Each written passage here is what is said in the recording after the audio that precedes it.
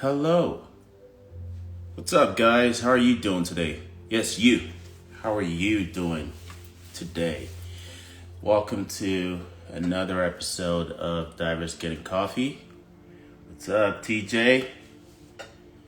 We out here. Yo, yo, yo, yo, yo. We're talking to Justin today. Hope everyone is doing great. It's another day.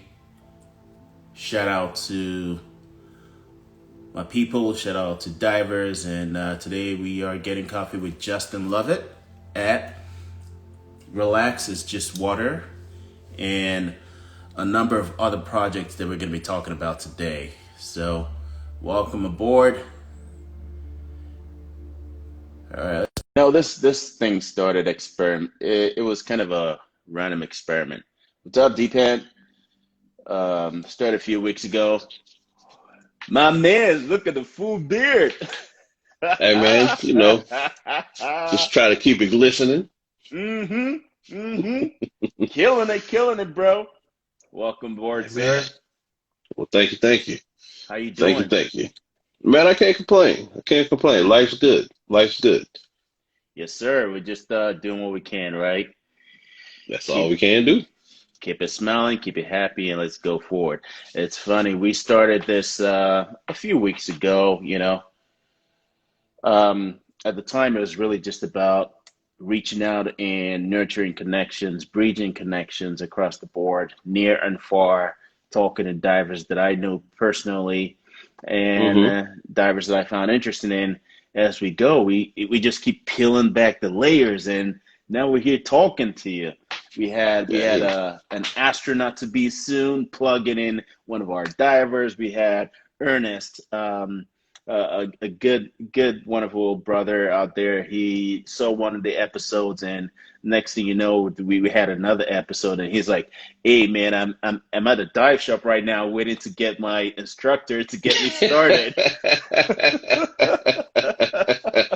that's um, wonderful. it, it wasn't even planned, but this past weekend I was out in Aruba and I was diving with Huda Brown, one of the very first people interviewed on this show. So it's amazing. So at the end of the day, it's about bridging connections, exposing the passion that we all have as divers to other people, especially people of color. For me, right now, I'm literally talking to mostly black divers, diverse divers, and eventually we'll just see how that evolves because representation is very important. I think it's important Hmm. that we show our stories and we tell our stories ourselves. Um, and then move on to whatever it is. But it is a pleasure to have you on. Thank you so much for coming on, Justin. How are you? Thank you for having me. Thank you for having me. I'm good, man. I'm good down here in sunny Florida. So, 1 minute it's raining, the next minute the sun's shining high. So it's just something to get used to. I know, right? TJ said, "Bird, there it goes." I can't even compete. Well, I could spend a full hour just introducing you and hyping you up, but I like that to come from you. So can you just introduce yourself to everyone watching this or listening, as the case may be? Welcome aboard, Weldon. Yeah, sure. My name is Justin Lovett. I've been diving for just 3 years now. And it just started as a hobby, something to stop myself from getting hurt from playing football, and it just Mm. turned into something great. So, now I'm an instructor and just want to show everybody the passion that I have for the sport, and just give them something to see that usually they can only see from a cell phone. Usually they can only watch on YouTube. I want to, be the one that actually takes them down and let them start their own YouTube or take their own pictures. Oh, that's amazing. And they say sometimes it's not how long, but how well. Like you got in 3 years ago. To rack Hmm. up to be an instructor, that's a lot of dives in 3 years, It's a right? lot. It's a lot. I was diving almost every single weekend, multiple dives a weekend, but it was all enjoyable. It was all enjoyable. And that's when you realize it's a lifestyle. Um, and it's not one of those. I mean, first it starts out as a hobby, then it becomes a Hmm. passion, then it takes over your life, and you realize everything you do is kind of related to diving in a way. Exactly. And don't forget, it also takes over your wallet because it's just it's a sport that is not cheap.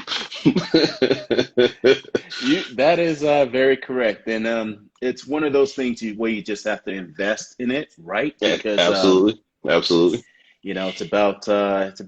it's life or death scenario. So you just have to invest in the right equipment and everything. Absolutely. Absolutely. That's awesome. What got you started? How did you get into diving? Man, I was playing semi-pro football and working for a great company in Verizon, and in playing football, I ended up keep getting hurt. I had a nice little shoulder injury, some bone spurs pushing against the nerve, and I told myself, hey, you got to stop playing at some point. So I was driving around town and I saw this dive shop that had a tent sale. I was like, let me just, I've always wanted to stay underwater longer. I love the water snorkeling. So I popped in there. And what I liked about it is they never tried to sell me anything. Mm, They all just wanted to tell me their stories, their experiences, and they just wanted to welcome me. And I'm a salesman. I worked sales at Verizon for 8 years, and I always tell people I never sold a phone. I just had conversations, and that's exactly what they did. They just had a conversation with me, and I ended up signing up for a class, and it was great. Unfortunately, I kept playing football, even though I said I was going to stop until probably like this past March, when I actually tore a ligament in my knee. And so now I'm officially done with football and 100% in diving. But yeah, that's pretty much how I got started. that's awesome, and that's one of the reasons why Divers Getting Coffee exists, because it's really about telling our stories and telling Hmm. stories by ourselves, and that's great. Weldon said you stop counting once you hit 50K. That's that is true. Like you go in and you think, I'm just gonna do it once and just move on. You're like, all right, you know what? Let me Hmm. just get that mask and fins. Okay, I'll Right, take that right, BCD too. How right. about? It starts adding up. It adds up quick. That's an amazing story. Something I can definitely relate with personally. Now, when you got started, did you have any, um, or did you have any challenges? Just getting familiar with it and getting into the whole groove. Because I think it takes a little bit of a process to get into the groove and get your mind to realize, yes, I'm gonna be breathing underwater, and Right, right. whatever happens, happens. Did you face any challenges going through that process? I actually I didn't. I've been so comfortable in the water since I was like two, and my dad just threw me Mm, in. Just that old, hey, throw him in, you're gonna sink or swim. And I've been so comfortable in the water ever since then. Even going to different countries and snorkeling, they always require you to wear a life vest, and I would always just take mine off so I can go as deep as I could, as long as I could hold my breath. So going through the class, I would say, of course, most people, the challenge is taking that mask off underwater because naturally, we don't want any water on our face once we take that mask off. And I think after I overcame that, which I mean, it only took a couple of seconds to realize, mm-hmm. I was fine. I was fine. And, Oh and our wow. instructor, he did a great job at just making us comfortable in the water before we built up to that point. And yeah, I personally didn't have any challenge, but the girl that was right beside me took her mask off underwater, bolted, and like she literally threw all her stuff in the water and left, never came back. So at that point, I was like, is this really for me, or do I need to get up and go with her? But I steadied the course and it was fine. It's funny. We laugh about it today, but it's a real fear. Like you go in the Yeah. water, and like when I started my pool sessions was Hmm. more challenging for me. But when I Hmm. got out into the ocean, I felt more liberated. Right, right. My training buddy that was with me at the time, she got in and she just said no, which was the inverse for her. She did great in the pool. We didn't do the pool sessions together, but she did great in the pool. And she comes out in the ocean. She's like, no, I just can't deal with this right now. And I completely get it. Sometimes, you just have to Yeah. step back and try again. Um, And you do, and through my matriculation through diving, like as a dive master, trying to help instructors teach. I met a guy who was just so confident and so, oh, I've been in the water all my life. This is going to be a breeze. And when we're in 4 feet of water, in the pool in 4 feet, you ask him to take that mask off. It blew his mind, and it mm, totally shook him. He never recovered from it. And then you have some people that, like you said, they blow through the pool session, but just the thought of jumping off a boat into nothing but blue totally mm. freaks them out. So I definitely can understand. And, and that's it's amazing you touch on that because I think I have to say that attitude is probably the biggest blocker for anyone Hmm. trying to learn and become a scuba diver over skills. Because when I started, I could barely swim, but with Hmm. skills, it's not rocket science. Even if it is, you can figure it out. You can go Hmm. practice, be humble. Own up and say, hey, my swimming is not so good, so who's gonna give me tips? And then you figure it out. But with attitude, it's you just can't change that. And we have King Peasy mention that you saved his life in the DR. Yeah, King Peasy is one of my good friends, and me personally, I try to hang around people who are always one elevating me, and me too trying to elevate them. And he's a great guy. And we went to the DR together, and Mm, I literally spent about 10 minutes searching for him until I finally wow. found him, getting out the water because I was. I was young. I'm still trying to go out as far as I can and not realizing, hey, other people might not be able to go out that far. So, yeah. But yeah, that's definitely a good friend of mine, man. Shout out to Peasy. Shout out to Peasy. And just to let you know, he mentioned that you deserve to be a master diver. You are a scuba instructor, so you're like heads and shoulders above. You're a professional. You train people to dive. Um, Absolutely. this is a story for another day. The difference between a master diver, a dive master, and then the other and a tech diver, the other levels of diving. But Hmm. everything at the end of the day, it's about getting that much more experience to be able to um, uh, dive your dive, also take care of your group, and also in your case, professionally, legally, safely teach other people how to dive. That's Absolutely. great. And that's an amazing experience. I mean, you just mentioned saving King Peace's life. It's a it's a great segue into the next question because what I was going to ask you has been what your most interesting experience has been. You started diving a few years ago, putting a lot of dives in there, a lot of experiences. So what's that one experience that sticks out? Like you wake up like, oh, how's your diving, Justin? You go, oh yeah, hold on, let me tell you a story. Hold my beer. Hey, Tell me. so this is a crazy occurrence. A lot of people, anytime, especially talk to our people and say, hey, we're going diving. And the first thing they're going to say is, oh, what about the sharks? And, we Mm, know as divers now that we see sharks all the time. They swim by, they keep going. They don't really want anything to do with us while we're underwater. right. Well, I had an occurrence one time where a shark got me out the water.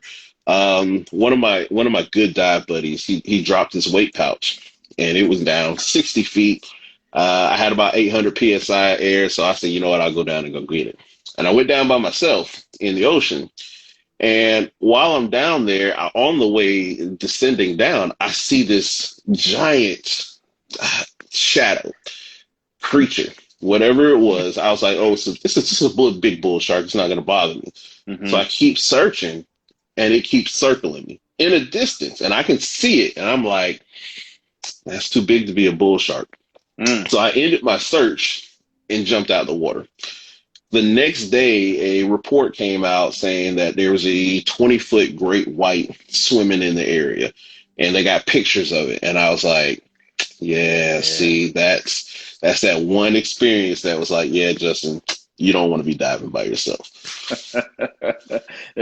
That's great. I mean, it's amazing. I love that you listen to your spirit. You just listen to Hmm. yourself, listen to your instincts, and kind of went with it.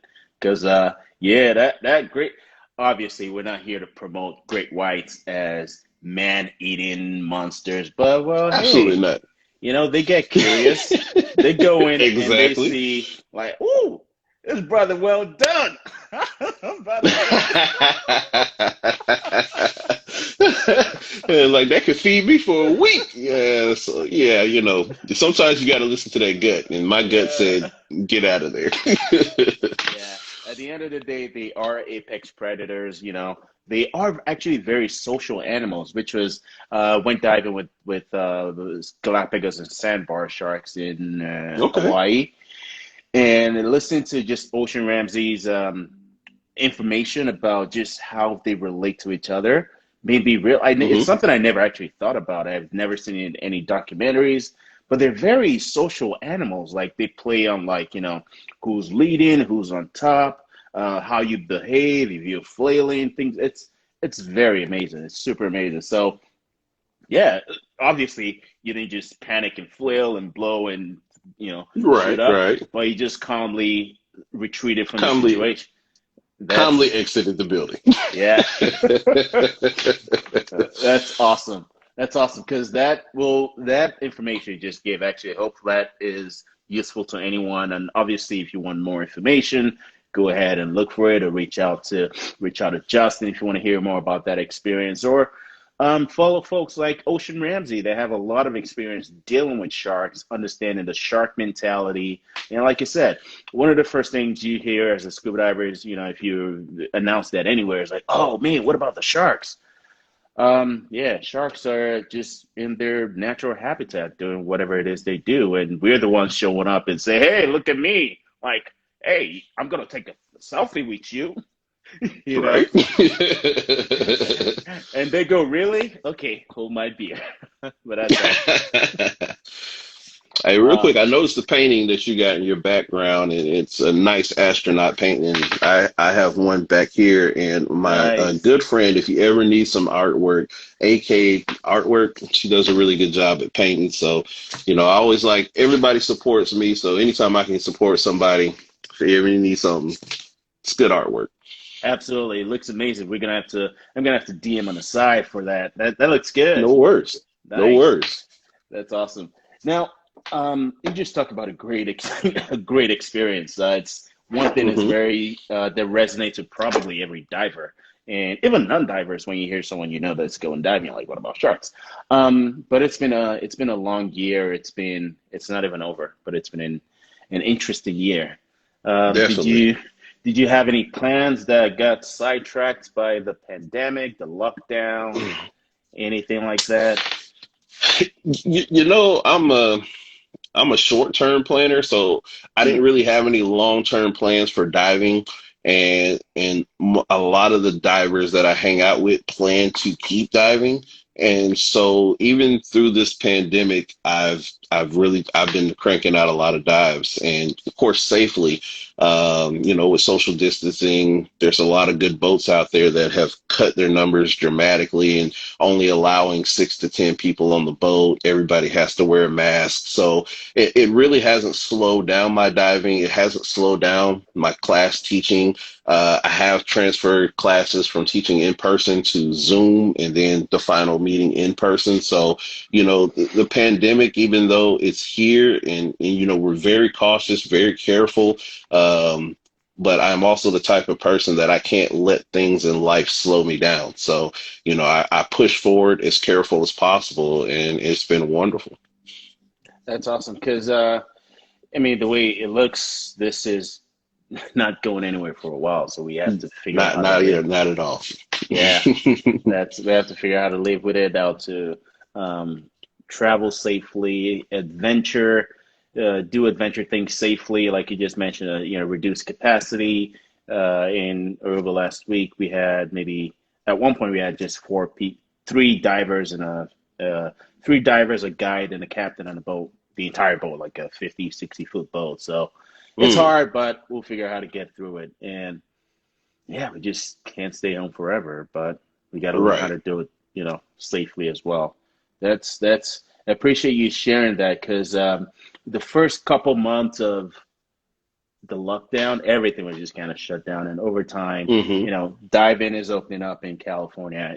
Sounds like it is opening back up a little bit in Florida as well. Um, Hmm. and like you mentioned, you're doing Zoom classes for like new students trying to get Yep. into diving. And once the pool session comes, the ocean session comes, you guys can show up, wear a mask above water, wear a mask underwater, wash your There hands you with go. salt water. There you go. Voila. It's so much social distancing done under the water, so Right? it's all good. That's awesome. And we got Ace, you mentioned that a little bit. Shout out to Ace, the artwork. That's amazing. My next question is something that is probably hard because I know if you're like me, you have a long list of dive spots and dive moments you want to experience. And Okay. the next question about what are the top two items on your bucket list for diving? All right, so my top two items on my bucket list is one, I want to do a liveaboard on the Aquacat in the Bahamas. It's a very nice boat from the pictures and videos that I've seen on YouTube. And I like that one because it's only two people to a room versus some of the other liverboards I've seen. Everybody's kind of cramped inside there. So this one's a little bit more upscale. It is a little bit Mm-hmm. more expensive, but it still gives you your own sense of peace and personal space because every room has its own shower. So you're not 13, 14 people sharing one shower. So, that Yeah. was big to me because I got a lot Yeah. of friends getting ready to go on another one. And I was like, nah, that boat's just too small for me. And if, people that are listening, I'm a big guy. I'm 395 pounds. So, little small spaces don't work well with me. So, but the Aquacat seems like it's going to be a good one that I want to do. And right now, planning February for Black History Month in 2022. I want to go to Grenada to go to Mm. the slave statues underwater.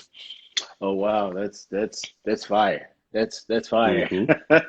It remi- that just like took my train of thought and just put it on pause for a minute. Like, that's fire. Because it reminded me of the conversation I was having with Huda.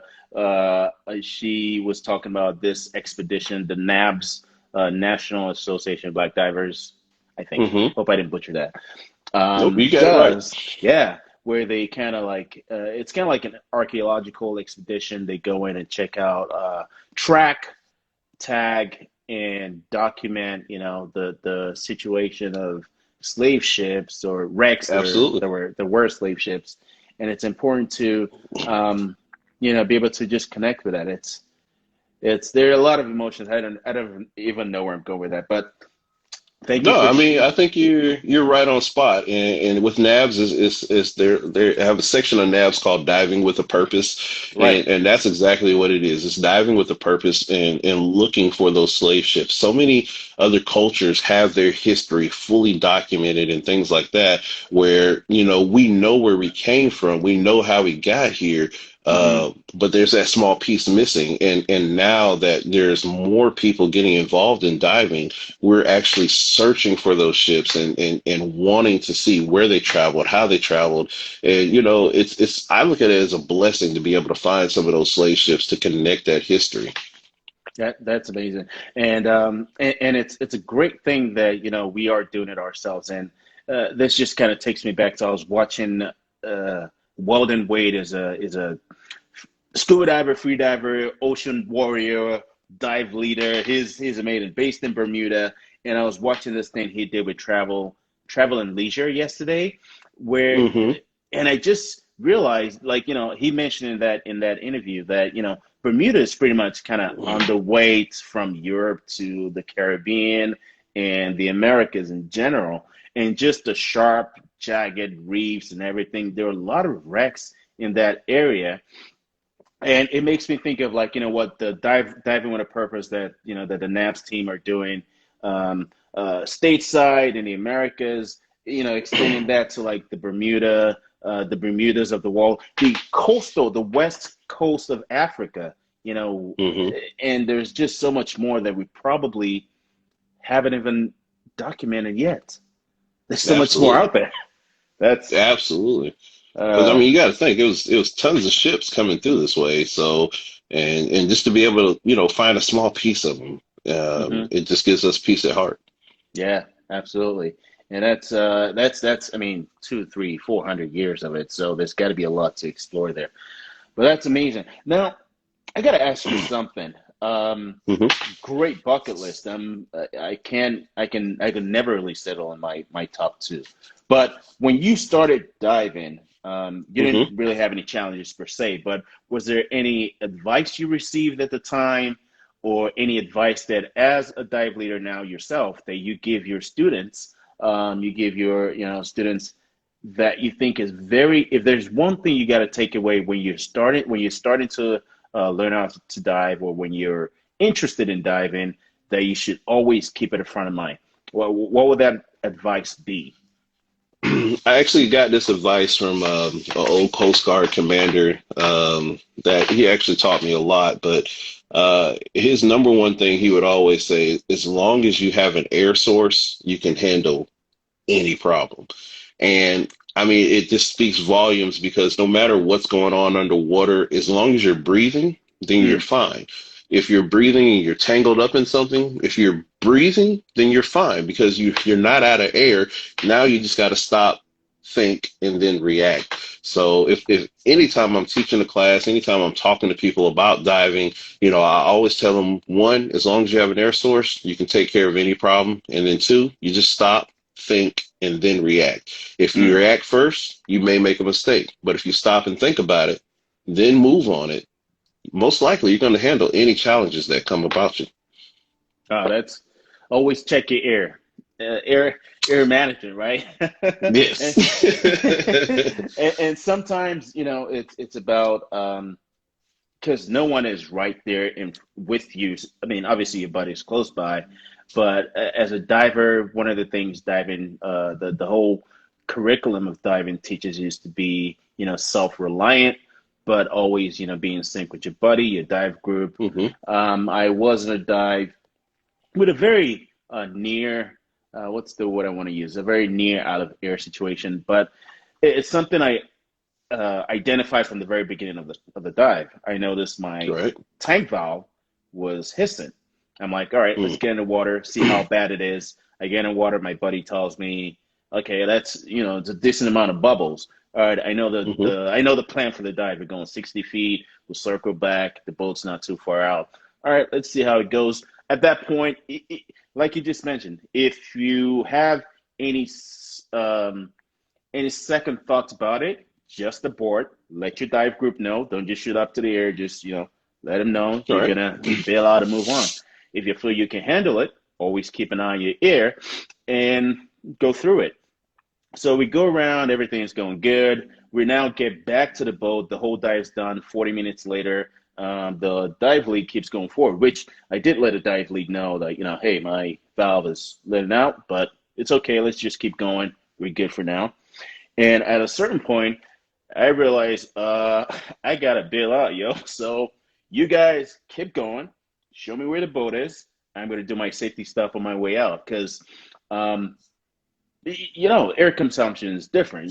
Whatever it Hmm. is, conditions are different. You've been kicking differently. So always just keep an eye on your, like you just mentioned, when you have air, you can sit still, think about it, stay calm, and react or respond rather. So I think it's Hmm. very important, and that's why I kind of talk about that story. But this is you. We're hyping up. This is Justin today. Loving all the great stories you've been giving me. Loving all the good work you're doing, teaching people how to dive. Based out of Florida. Absolutely. What part of Florida are you in? I'm in Tampa, Florida area. I'm in a smaller city called Riverview. 5 minute drive to Tampa. So I'm in the Tampa area, and again, I'm just trying to help the area around me just grow with more divers, and more specifically, trying to show our people that hey, we dive. So. In doing so, I actually started a black dive group here in Tampa, in the Tampa area, called the Unicorns of Diving. That's amazing because that was going to be the next question, which is that was the very next thing I wanted you to kind of just touch on.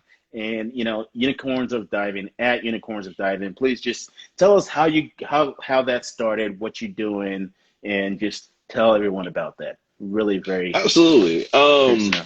Well, it started with I got a phone call from a friend, and her cousin was interested in diving, and his wife wanted to send him on like a birthday dive, and so we ended up meeting at this wonderful spring here in Florida called Jenny Springs, and we just looking around, and a lot of people are staring because I mean, it's not every day that you see a black scuba diver. And as people are staring, at this point, I've been diving for over a year, almost 2 years at that point. And so I was used to it. And he kind of Mm, wasn't, he was just like, and I say, it's okay, man. We're unique. That's why they stare. He's like, mm, yeah, we're like unicorns. I said, yeah, you're right. We are like unicorns, like black unicorns. mm. And from that day, we started a group called the Unicorns of Diving. And right now on the Facebook group, we're up to about 39 members. And it's just been growing. Yesterday we had one of our first virtual meetings, and because we're trying to get official to be a part of the National Association of Black Divers, Mm. and so far we've talked about outreach programs. We've talked about we're starting with one of the outreach programs we're going to do is it's going to be dedicated to helping kids that are in either low privileged or low impoverished areas, kids that think they can only turn to drugs because there's so many countries out there that are offering for dive masters to come live and get paid just to jump in the water and swim with tourists. And so our thought process is if we can reach at least just one kid and turn them away from the drugs and the gangs and things like that and get them into diving and then help them with job placements in different parts of the world, then we're doing our job. So that's one of our main focuses of our group right now. Oh wow, that's amazing on so many levels. Just shout out to this man right here. Shout out to you. That's amazing on so many levels. I mean, it's not like the ocean knows any different. The ocean doesn't really care whether you're what race or creed you are. As long as you can, respect the ocean, be humble, it'll probably take care of you. But as a black person, which is not something I thought of when I started and when I started diving myself. It's not you don't think about it like, oh, I'm gonna go out there to be a black diver. It just happens that, especially when you're new in a general community on a dive boat, it can get intimidating when you're just starting out. You're probably just Absolutely. trying to figure out your own dive situation, and then you get this weird jokes come your way. You're like, wait, what? You know. So this kind of outreach program that you're doing, especially to you know urban kids, inner city kids. I mean, out here in LA, we've got situations. Compton is what 5-10 miles from the ocean. We got kids that just never been out there to like hang out, maybe Absolutely. So with a program like that, that could set them up, get them interested in something they probably could have thought about, but just never really thought to pursue because it just getting started is kind of a good investment. So, Absolutely. getting even just one kid started and out there in the world, being an ambassador, taking care of the ocean, diving, getting people to learn about it is something very noble. And for that, I completely thank you. So that's Well, thank awesome. you, sir. Thank you, sir. At Unicorns of Diving, you have a Instagram page and a Hmm. Facebook group. I don't use Absolutely. Facebook as much, but I will look you up after this. I know I follow you on Instagram, so that's great. We've got yeah, you have a pretty good following. I've seen Unicorns of Diving being mentioned in this chat several times already. That's amazing. That's great. And TJ definitely wants to know when he's going to get that shirt. that shirt you're wearing. So You know, crazy enough, I just stamped this shirt probably like 20 minutes ago. I was like, I need something to wear for the interview. So that's one of my awesome. good friends created this design and I printed out the shirt. So TJ, I got you, sir. I owe you a unicorn shirt and I'll definitely get you one of these. that's that's amazing. Um, we've talked about, the most interesting experience so far. As an Hmm. instructor, as a professional, have you had any experiences that stand out? Um, Especially being a black diver in Florida. Well, if you know, you know. Just reading between the lines there. But Right. You know what?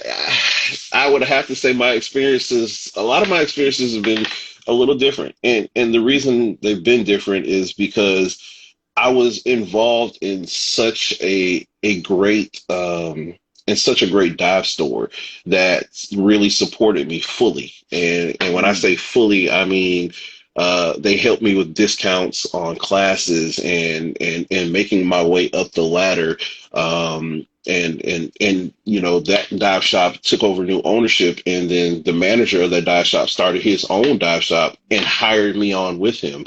And mm, so I haven't had a lot of the challenges because I feel like I got involved with such a good family of divers that took me on and watched out for me and things like that. So, you know, some of the color barriers that I faced more or less happened when I went diving on my own versus mm, diving with the shop.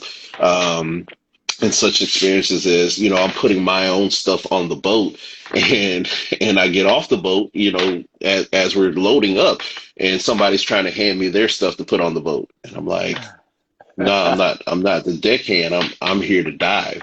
And seeing that pure shock on their face, like, oh, I didn't know. Oh, my bad. I'm like, yeah, yeah. yeah, but you can go ahead and put your stuff on the boat. So, it's more of those experiences that I've had Mm, with the color barriers and things like that. And of course, we get the stares because it's people are just not used to seeing it. And as an instructor, when I take my group out, the unicorns, I'm always on a watchful eye, always trying to make sure they're good and make sure they're safe. And in the same token, my good dive buddy that I've probably had over 200 dives with, he's a white guy. His name's Mike. I love him to death. But he's always watching my back and he's always mm, trying to make sure I'm safe, which is good. And one of my good dive friends that's with the unicorns that diving came to me after a dive, and he's like, hey man, those other guys talking about the white people that we were diving with. He's like, they treat you really good. I'm like, yeah, they do. They're really good. He's like, they accepted me and they didn't ask me questions like, can you dive or what's your experience? He's like, they're really welcoming. He said it really made me feel like, and then he kind of stumbled because he was like at a loss for words. And I was like, they made you feel like family. And he's like, mm. yeah. And I said, well, that's the only type of people I like to have around me. And so, and that just speaks volume again for the shop that I was involved with that really, they had like a no tolerance for crazy stuff. So they were always accepting and warming. Oh, that's Shout out to amazing. Bottom Town Charters. Shout out to Bottom what? Bottom Time Charters. Bottom time charters, and that's amazing because that no tolerance for behavior like that is amazing. And in general, most divers, I want to think most divers are cool people. Are cool. I mean, Hmm. once you get beneath the waves, I don't care how racist you are. When you need air, you will take it from whoever has it. So Whoever's by, whoever's by, you're not gonna be like, oh, I don't want your air. Let me swim 50 feet over here to try to get some more air. No, you're gonna take that air. yeah, so it's not like we're bringing the bad and uglies of society into this, but it's as black divers something that we experience that's a very unique perspective that other people probably don't see or other divers probably don't even see. Sometimes the jokes may not even come from a malicious intent. It Exactly. just it just hits you wrong. You're like, like in my case, I'm like, I get the, can you even swim? I'm like, actually, I just kind of learned how to swim, but it kind of hit me different because it's like, yo, it's a stereotype, but yeah, It's a stereotype, but the crazy thing is, as an instructor now, and even as a dive master, that was one of the questions that wasn't asked to me when we first started, but it's a question that I had to incorporate in teaching because Mm. I've had a couple of students to come out and we do the swim test, and I'm like, they're not coming back up. Daggone it, I got to go get them. And you get them to the top, you be like, hey, can you swim? Nah, I thought I could just wing it. Yeah. Nah, you can't just wing it. So, I, but I, yeah, I kind of managed to wing at the beginning. Just I was the thing for me is I was comfortable in the ocean, so the there panic you go. was not as front center. But Hmm. when I was doing my dive master program, I had to do like a whole the watermanship thing, and my instructor's like, "Yo, you got to go get you got to go get you got to go get adult classes." But here's the thing, I have no shame, so I went out and went out and got adult life classes, and it was more about technique. And it's a chip in your shoulder as a black person when you get the can you even see me like, oh god damn, I can't actually swim, but but but then you go out, you learn it, you come back stronger, and then that's the end of the story. So that's amazing. I love how you share that. But at the end of the day, most divers are pretty cool. They're at the end of the day, divers are human. So a lot of Hmm. Hmm. what the society has to the society makeup kind of spills into interactions on dive boats and dive vacations, things like that. But that's why the conversation we're having right now is important because it's telling from a perspective that you don't see every day. And that's why it's important that we need to talk about this more, share these stories more, and get everything out there. Um, wow, it's like you telling me stuff, and I'm like, God, I got to think about that for like 5 minutes. That's amazing. But time is money. I understand you're a busy man. You got things going on. Let's see if we have any other questions here. Oh wow, Weldon said has been there. The conversation that just happened with with the assumption of being a deckhand has happened to Weldon before. Am I correct, Weldon? That's crazy. That's crazy. Yeah. And it's funny we're talking about this in America. It's not common. It's very rare, actually, to find black divers. It's like you said, it's like being a unicorn. In Hmm. Africa, yeah, it's pretty rare too. But in the Caribbean, how do people say it? It's I say Caribbean. Most people say Caribbean. I don't know. Caribbean, put Yeah, tomato. tomato, tomato. But in the Caribbean, I think the Caribbean has probably the highest concentration of divers that happen to be black per capita. Absolutely. Wow. Absolutely. I definitely believe that, and actually was questioned about that when one of my friends put out an article, and it was called "Breaking the Barriers of Diving." Hmm. I had when I launched my Instagram page, "Relax, it's just water." I had somebody message me and said, "Well, I see black divers every day, so I don't understand the problem." And I Hmm. was like, "Oh, that's crazy. Where do you live?" "Oh, I live in Bahamas." I said, "Well, Hmm. that's why." I said, "Because in America, it's not that well known. We don't have that many black divers. It's rare that I'll get on a boat randomly and have another black diver on the boat with me. Like it's just rare." Yeah. Um, all these many dives in stateside, and I've only had one random dive with another black diver in Hawaii. He was actually an instructor. It was just kind of off on a fun dive that day. But Hmm. great chat. And then in the Bahamas, in Honduras, I dove with two black people. And I was like, oh wait, this feels different. And then I went diving in Huda. But it's cool. It's just representation matters, and once you get below the waves, it's about the breathing in and out. having a safe dive and coming back with your buddy. Most divers are pretty cool. I'll say that again. But sometimes society just kind of spills into these activities we have. My God, this has been an amazing conversation. I really appreciate you taking time to really talk some of the Absolutely. experiences. And I love the story of how Unicorns of Diving started. At Unicorns of Diving, everybody check that out. Where, Yes, sir. where can we find you online? Online, I'm on Instagram at Relax. It's just water. That's my dedicated diving page. And of Hmm. course, we have on Instagram Unicorns of Diving. And then if you want to find me on Facebook, I'm always in the Unicorns of Diving dive group. So, more than welcome to find me there. And, if you just happen to look me up on Facebook, it's Justin Lovett. I will say I have no filter on Facebook. So, what you see is what you get on there. I am a controversial person, so I ask a lot of crazy questions, and I have a big spoon, so I do like to stir the pot when it comes to a lot of racial inequalities in America and things like that. So, if you do friend me on Facebook, just that's your warning already. That's good to know. And TJ just mentioned, how can people join Unicorns of Diving in general? Is there like a process for it, or just be a fan? There's really no process. The best way to join Unicorns of Diving is to join our Facebook page. We ask three simple questions: Are you a certified diver? Are you a snorkeler? Do you stand by our mission, which is to help preserve the ocean and uplift African American divers? And then you're more than welcome to join us. We are primarily based out of the Tampa, Florida area, but we take on people from everywhere because we want people to have friends and people of color to dive with because, Hmm.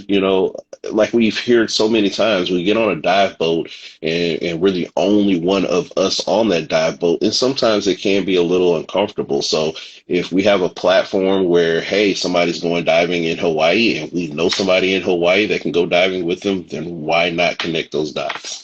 It's about building bridges. That's amazing. Love it. Hmm. Well, Absolutely. great interview. Really appreciate you coming on today. Thank you, everyone that joined. Let's see if we have any final questions. But Justin, it was such a pleasure. Looking forward to hopefully diving with you in Tampa or here in California, or hopefully somewhere warmer than both of Hey, those places. I do want to come out to California and dive one day.